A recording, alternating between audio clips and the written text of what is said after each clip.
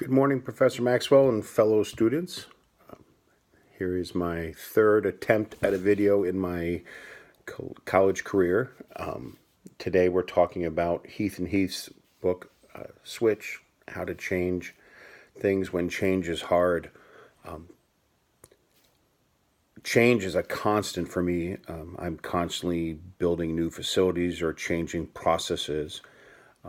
And one of the things I struggle with is, for me, I see change as an important for growth. I think if we don't change and remain stagnant, then we don't move forward. And in most cases, we move backwards. And so I actually welcome change. As an engineer, sometimes changing is a little scary for me, but I get very frustrated with how people feel.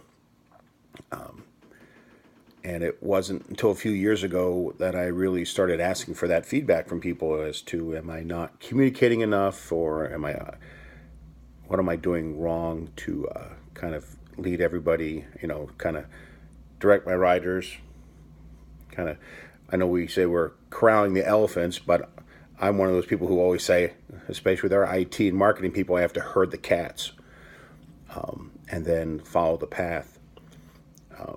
So the path is always very clear for me. The project is developed, it begins, there are benchmarks, and then there's a result at the end. And I think that I get very frustrated when people are resistant to change, because I see it as a very positive thing, and other people are scared as to what that effect will be. So what I decided to do at the beginning of this class, I had just really began a new project in Waterville, building a new facility that is going to put everybody outside their comfort zone.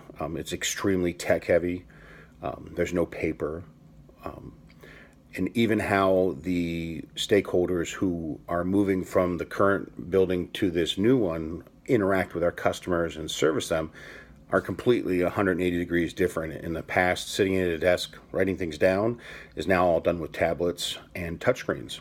So I guess I've always felt that the agenda goes out, we have the meeting, not a lot of questions are asked because maybe I said everything, and then we moved forward.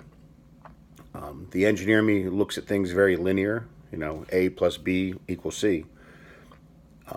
But I think what I needed to do, and I am doing in my weekly meetings, I have 2 a week with this, one with an executive committee and one with the stakeholders, or what we call our internal team, is that I'm providing crystal clear direction now. I feel that I'm over communicating, and maybe that's not a bad thing, because sometimes in a meeting when you ask people, do you understand? And they say, everybody just nods their head.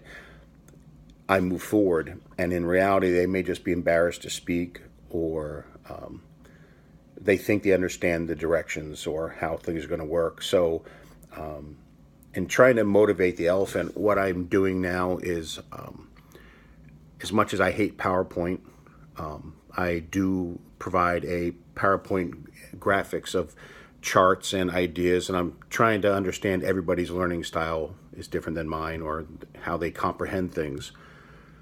Because I need their buy-in, especially with the change in how this is going to work, this new facility. And so I've been working on that a lot, and sending out almost kind of a daily, hey, here's what we did today, here's what we're doing tomorrow, this is what we expect to do, or we didn't get this done yesterday, how can we do better? And to the team leaders on this internal meeting, I've been sending open-ended questions the day before the Tuesday meeting, in the hopes that maybe they're thinking of something I'm not, or somebody has said to them, did you really understand, Mark?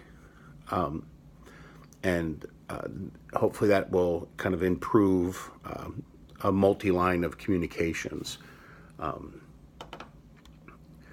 When we talk about like shaping the path, one of the interesting things is I do have the authority and the resources needed to make the decisions. If, for example, we're 2 weeks from opening this facility, and I have people working weekends and to finish this facility, and we spent yesterday in a day working on writing the policies and procedures and then getting them out to everybody so they have 2 weeks to kind of start reading through them. And later this week, everybody will have 2 days of training on how we'll do that. So in the past, we would just send everything out and say, hey, call us if you have a question. And instead, we're going to actually do 2 days of classroom and hands-on training in Waterville. So I am fortunate in that ability. If not, I think, sometimes when I don't have, say, the money to do something, we try to get as creative as possible. But I was fortunate to do a few things and get everybody's buy-in. And then, of course, it's a new design. So one of the biggest things that I thought was important was getting everybody to visit the site and kind of see it as we go along. And what I've been doing is I've been doing that as a group, and I've been doing that as a one-on-one with each employee so that maybe they have questions that they don't want to ask in front of people. And this is kind of how I'm growing my people, because it is a radical change from how we do things. And I'm hoping by doing this and recording it and tracking everything is that I'm building really good habits for myself and to over-communicate. Like I said at the beginning, this was the third video in my 10 years of college education. And so I need to do this more, I think, because it will help me grow and get better at it. I do a lot of public speaking, but I rarely get to do videos. So that's where I'm at on my path. I'm pretty happy so far. See, things are going well.